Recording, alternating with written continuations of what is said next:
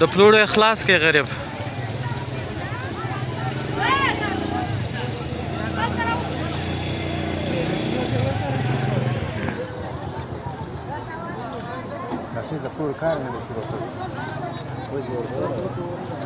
دا ډېرې اوبه دي داسې بډاس کې وي په هغه منطقو باندې داسې ورته وګوره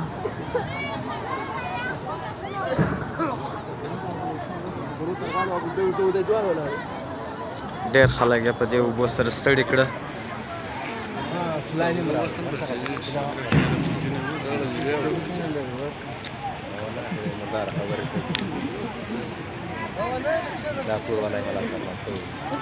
ټکټر به راپرېوتی شي نو دی